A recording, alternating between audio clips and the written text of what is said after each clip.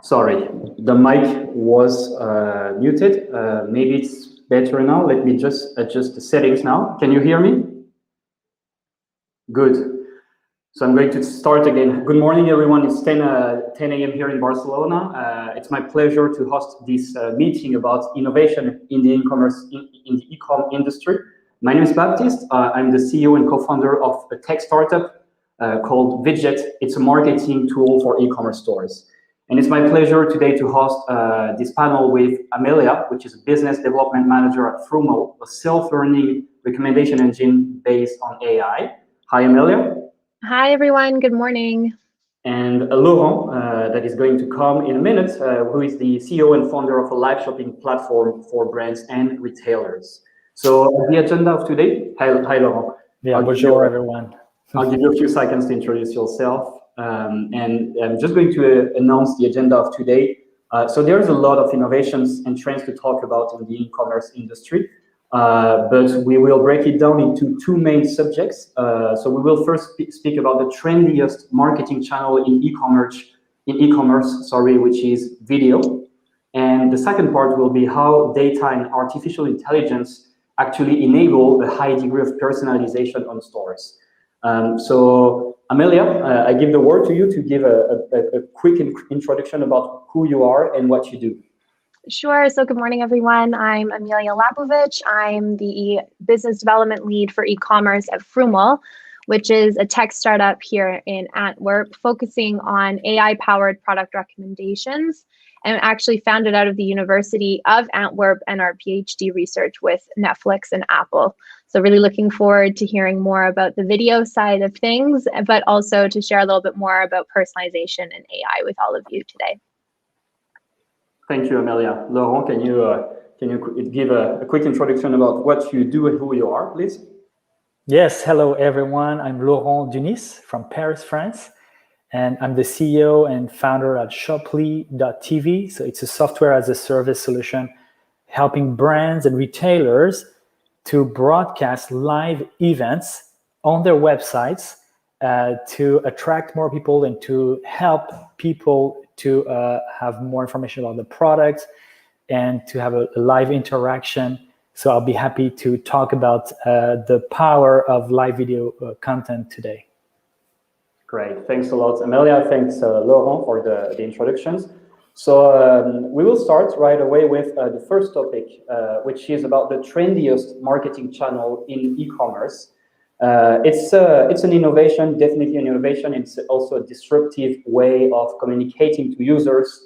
It's a new channel of marketing. It's one of the most powerful at the moment, and this is video.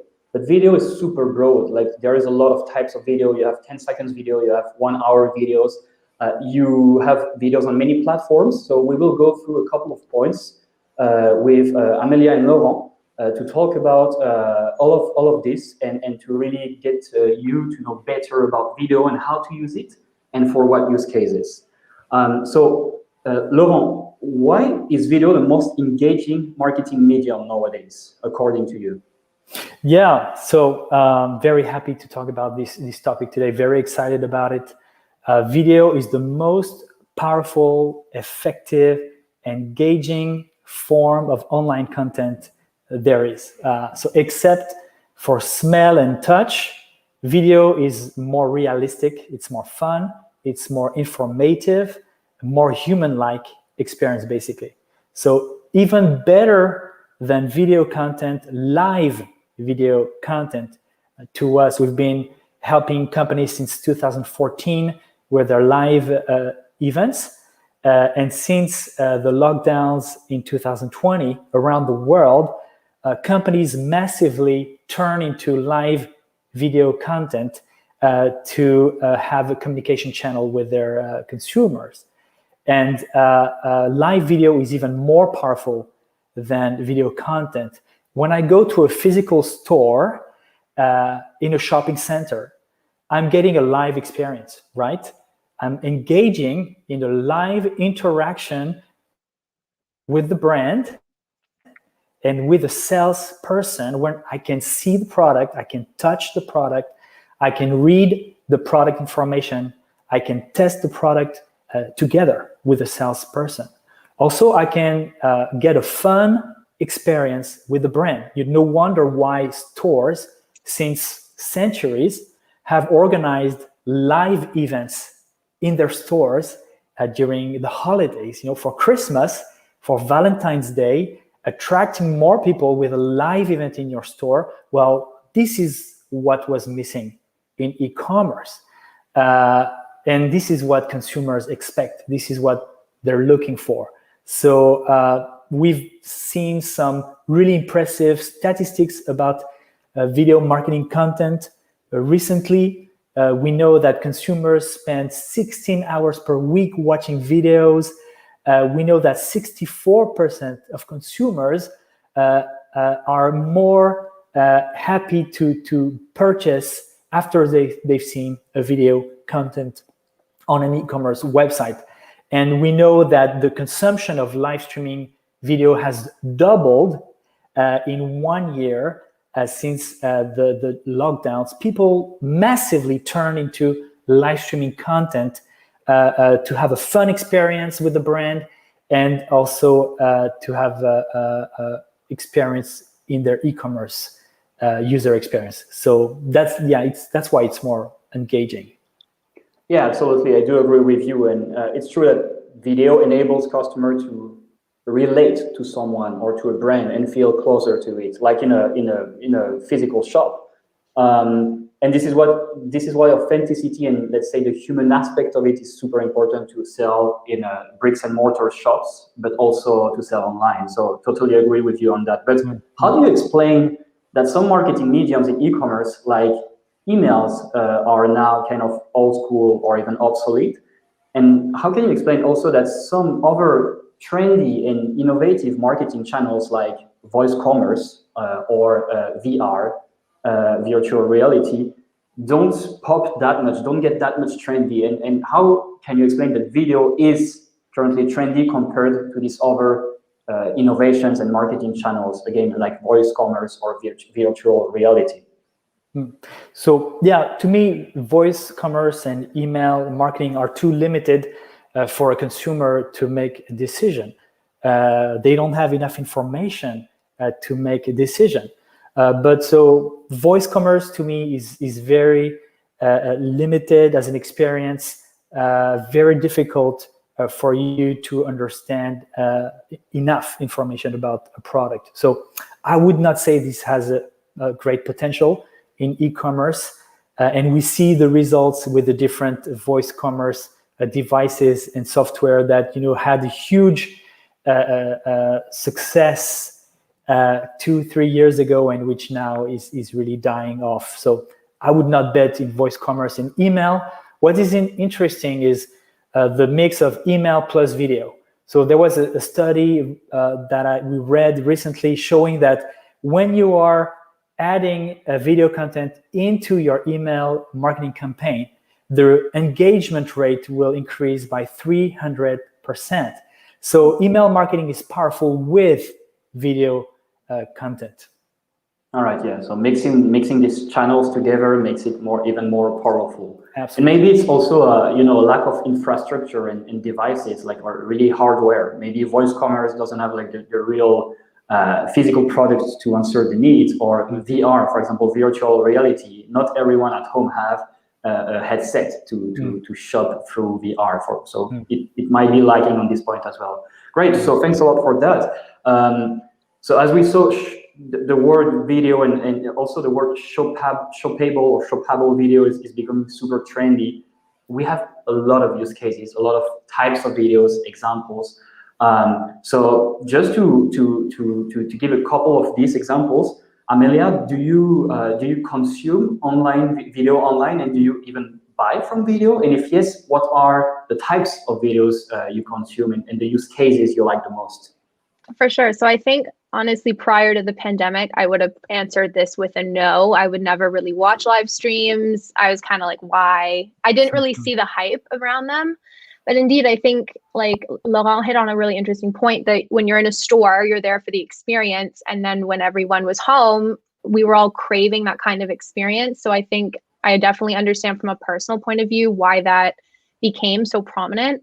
For me personally, I definitely have shopped from live streams on Instagram, TikTok, and I think a really interesting use case of creating these experiences was live fashion shows that happened last year by bigger brands that really bring you into that entire experience that you maybe wouldn't have had access to before.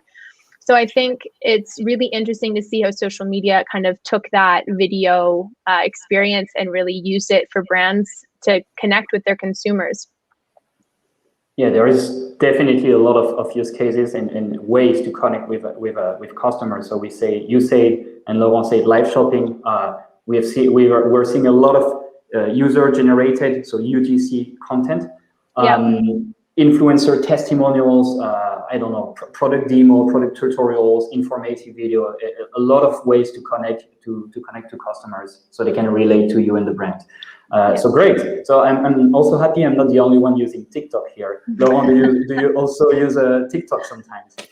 No, I think I'm older than you, Baptiste. So I like to use YouTube, some Instagram, of course. But it seems like with our clients, because we've been working with clients since many years, since 2014, now specifically for e-commerce and retail, it seems like the possibilities are endless, unlimited. There's so many opportunities to communicate with your consumers, and live video is the best, is king. It's the best form for that. You can make a special event during the winter sales, during Mother's Day, Black Friday. Also, you can make any type of product tutorial launch, even really interactive with a live video shopping software such as Shoply. You can organize like a masterclass where people are going to participate.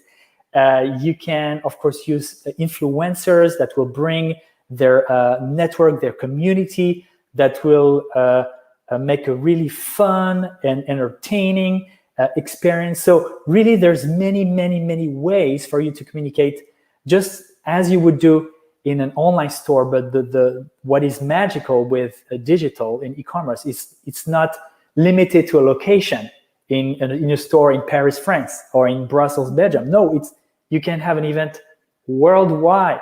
So how powerful is that? And also you can, once the live event is recorded and is a success, you can use the replay, the recording afterwards in many marketing campaigns on your social media, on your product pages. So really, it's very powerful tool. Great. So you mentioned social media, product pages. What other channels to distribute videos? Amelia, do you have any ideas? When I think about video, I think about TikTok and YouTube. That's it.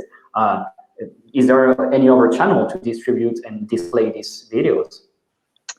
I mean, I think it's a good question. It also depends, of course, on which generation you're kind of targeting. I mean, prior, again, to the pandemic, TikTok was never something I thought I would consume. And then, of course, I feel like I'm like addicted to it a little bit now because it's so easy to consume content because it's these quick 10-second or up to 3-minute informative little videos, and like the content on it is so varied that I think it's going to be very interesting to see how TikTok expands. And I also think how Instagram and Pinterest kind of respond to that as well, because with Instagram, we see Instagram Reels and how that kind of plays against TikTok, and with Pinterest also becoming more shoppable and kind of more of a live feed situation. It's interesting to see how they kind of all reflect onto each other, especially when it comes to video. So I wouldn't necessarily say there's one specific channel. I think it just depends on who your target market is. Absolutely. And the important thing is also to repurpose one piece of video content created for YouTube. You can then repurpose it for TikTok, crop it and trim it and putting on a product page. You can send it to many other platforms. So you just make the most of it, basically. Okay, definitely. Super interesting. But all right, so all of this looks beautiful and sounds beautiful, but what are the barriers to entry? Why video still isn't the main marketing medium in e-commerce? Why not everyone is making and displaying videos on their social medias or websites? Laurent? Yes, so I wanted to go back and add a channel that is also very, very important for e-commerce companies to communicate with their consumers is their marketplace, their online store. Why? Because this is where the purchasing action is happening. Where do we make the purchase? Not on TikTok. We make the purchase on the online store. So this is why companies need to master communication on these different channels, but the goal is to bring consumers to the online store to make the purchase. And this is what we're doing in France. Actually, the larger brands have started to organize live video shopping events on their online stores so that people can have the experience and very easily, quickly, instantly add the product into their basket and make the purchase while participating at the live event. So this is a new channel which is extremely important to master for larger companies. And with the software as Shoply, we help brands and retailers to communicate on their market store, on their marketplace, but in parallel, they can broadcast the live video event in their social media accounts as well.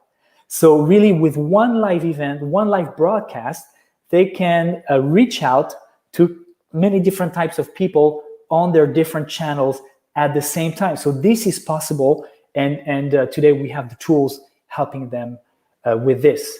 So now for your new question, Baptiste, yes, video content is not easy to master. It's more difficult than a blog post, more difficult than a post on TikTok or on Instagram, because you need to master the skill of communication, video, audio, entertainment, interaction. So this is very difficult. This is why brands and retailers are now meeting with agencies, communication agencies, professional live streaming experts together to produce the best content. And my advice for this company is to start now. It's difficult to master, but anybody can do it. It needs practice. So you need to start now, start easily with a 30-minute live event on, first you can start on Instagram and on TikTok with a 2-3 minutes live video. And then you can go to a live video shopping event, 30 minutes, you can present one product, show how it works, etc. With one camera, and then you can evolve and control and master and have a lot of good return on your investment using the live recording, the live event, plus the recording on your product page. So the advice is start now, and we can help you with it. Interesting. Amelia, do you want to add anything on that? No, I think it's a very interesting commentary, and indeed, Laurent made some really great points about integrating it onto your website as well. So yeah, it's very interesting. I'm curious to see how it will continue to progress. Yeah, it's definitely interesting, and according to what I see, the channel where you will be publishing a video usually corresponds to a step in the e-commerce funnel. So a quick example on that.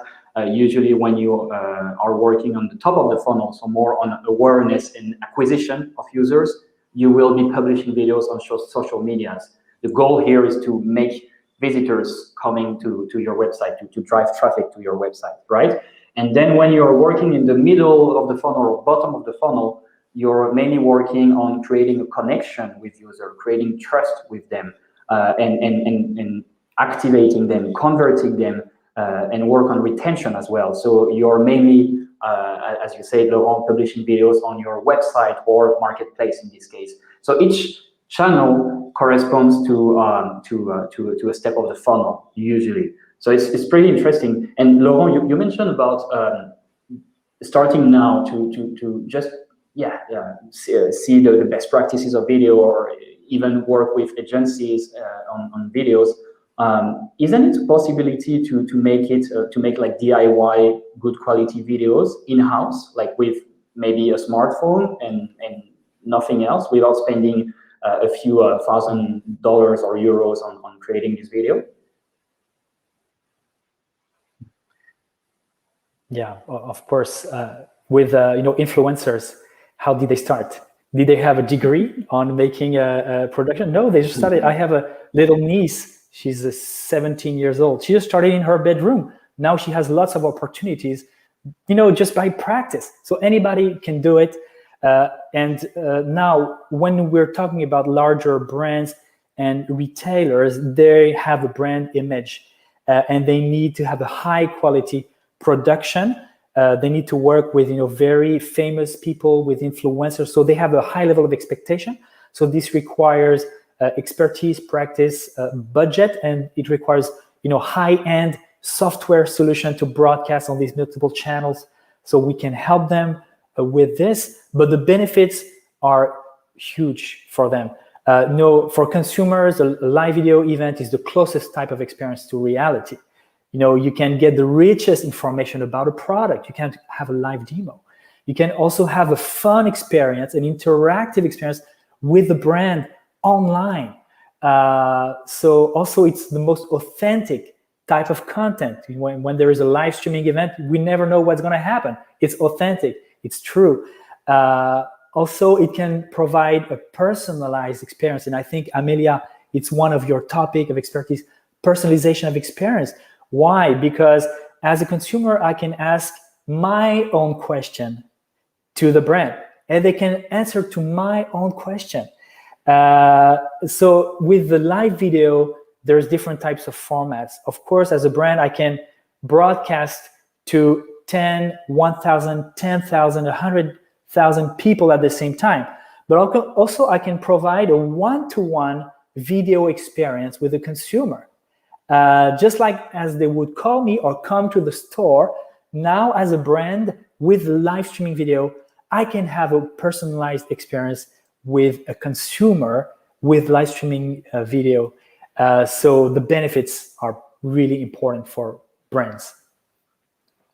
Great, thanks, Laurent. So as a conclusion of this first part, before jumping on the second one, can you give me an example of the most innovative product or usage in the video for e-commerce industry? I'll start. It's not sponsorized at all. I don't even know these guys, but I recently came across a software called Spot.ai, and it's basically it enables people to add some hotspots on the video and to make like a normal video, like a video that is usually initially on YouTube, for example, interactive. So with these hotspots, you can get to know a product, add it to the basket, and things like that. So I really like it because it makes the normal video content even more interactive with this metadata and hotspots on the video. So Spot.ai is definitely a great innovation, and I'd like to know a bit more about this product. Do you have any other examples of usages or products? Amelia. On my side, I think, again, I'm not in the industry as much, but I think it's just interesting to see how companies are integrating video in general and kind of elevating it a little bit more.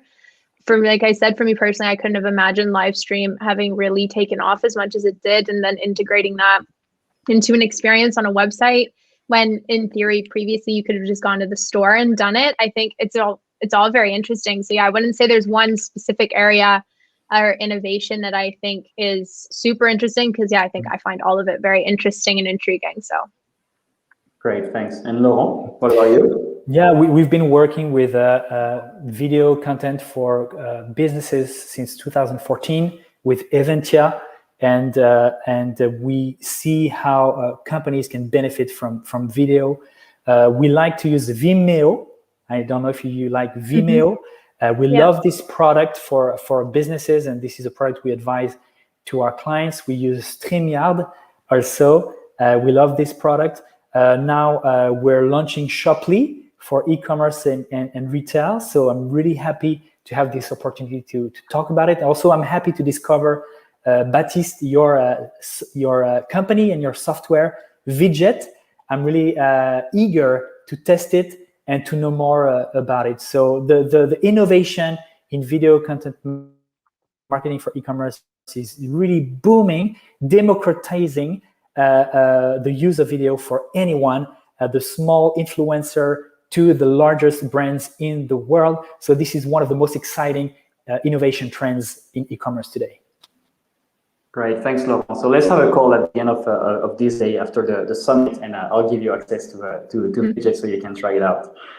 Thanks a lot. So we're going to switch to the second topic, but first, if the audience, if you have any questions, feel free to drop them on the chat, and we will be answering them through a Q&A at the end of this session. So 20 minutes left. We will switch to the personalization through data and AI.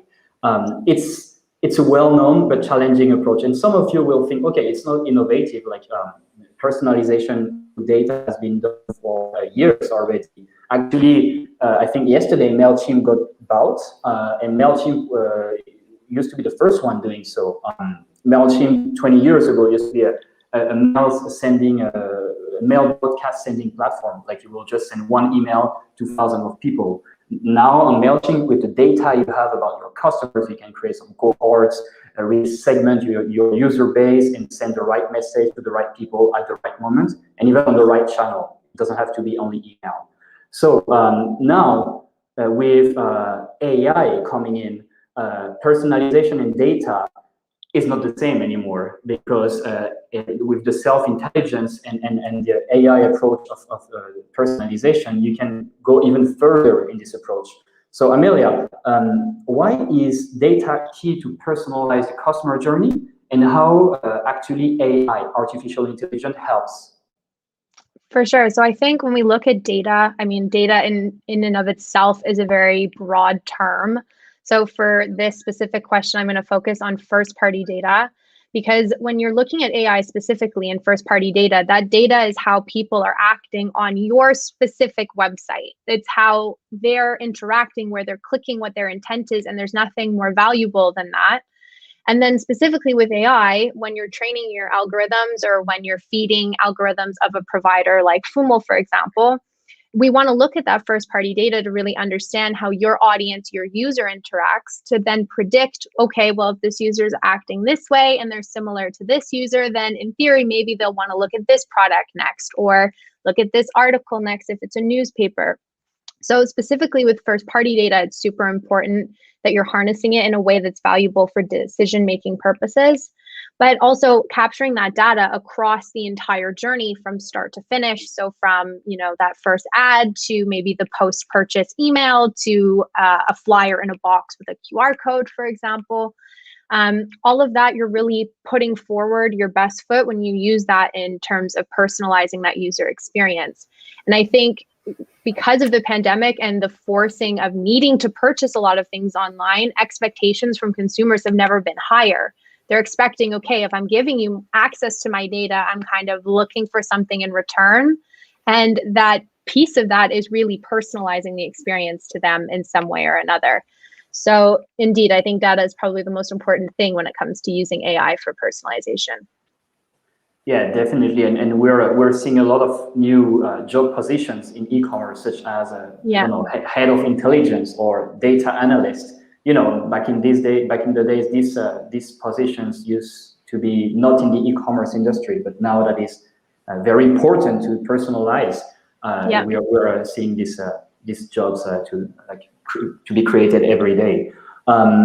Great, and so. Let's take the customer journey of e-commerce from, let's say, acquisition to retention, like the whole funnel, or even awareness to retention.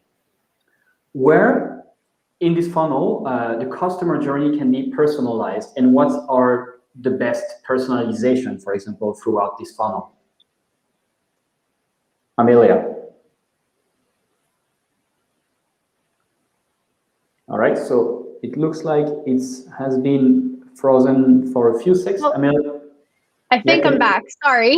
All right, no worries. It was only like 3 seconds. Did you hear the question? I think so. It was about personalizing, where to personalize throughout the entire journey, if I understood.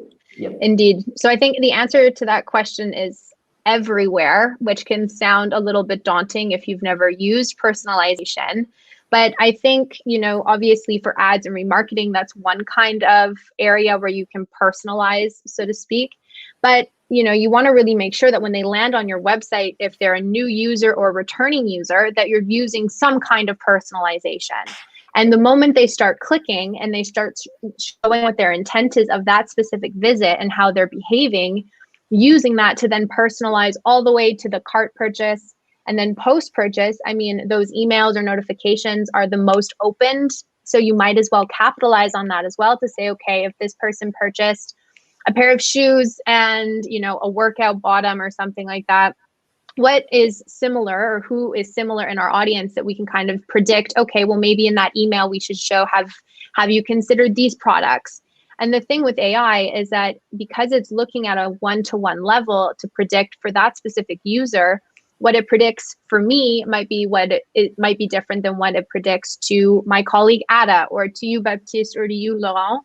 And because AI is doing that, it takes the guesswork out of it for your team, which typically personalization, when it's done by a team, it can be slow. It might not be the most up to date, depending on how much you update your product catalog. So AI kind of has different benefits throughout the entire funnel, but where to start would be very dependent on what your goals are as a company. Great. But to me, as an ex-merchant, I like personalization. I think it's great, and it looks a bit complicated to me. So sure. I'd rather open a new store and have a very normal approach for my customers at first, and not personalize everything, every step of the funnel. So what would I miss not personalizing my funnel? Laurent, what are the benefits of offering a personalized experience to customers on an e-commerce store? For sure. So sorry, go ahead, Laurent. Laurent, go ahead.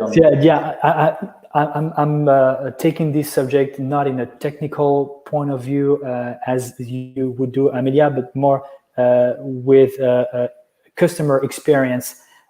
When you look at the numbers of consumers in e-commerce, online consumers, there's expected around 2 billion consumers. So it's big, it's growing, but it means that there's many consumers around the world who are not online consumers. So there's challenges. Obviously, they're not happy.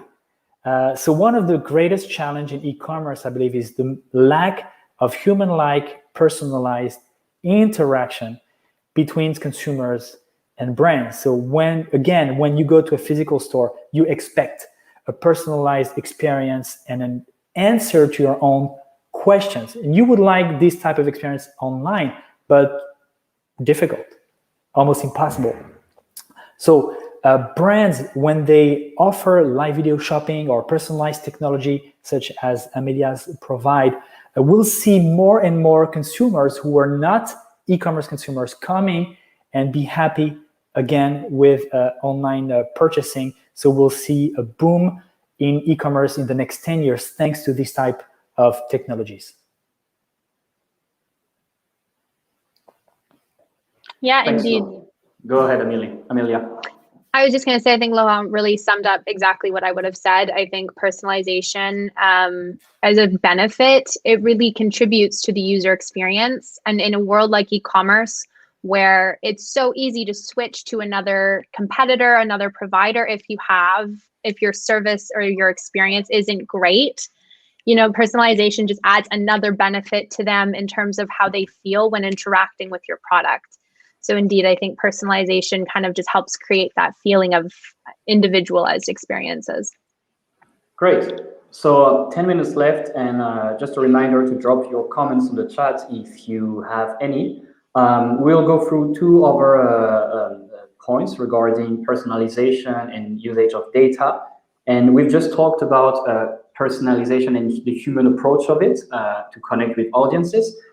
So, personalization versus automation, where's the right balance, basically? Is it better for me as an e-merchant to personalize as much as possible and even do some things manually, or to automate every single piece of the customer journey so it will be obviously less personal and less human? Where's the right balance? What to do?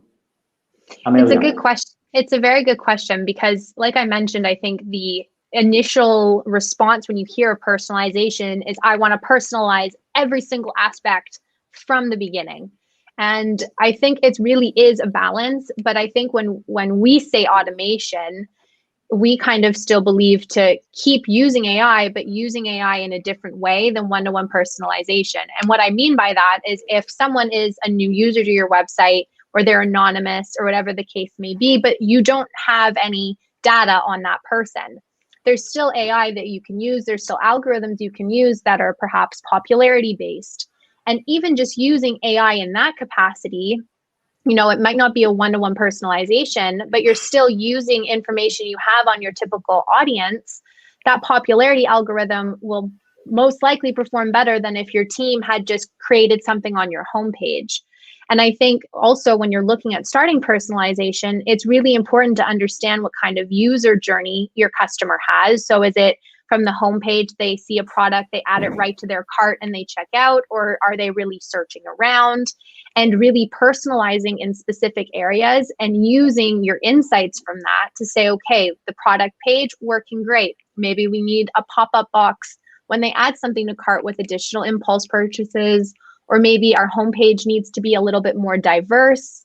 So I think it's, understanding your user journey and where personalization could potentially create the most impact, and working with providers like us, or even just understanding what your user journey is, can allow you to figure out where to start and then where to grow from there.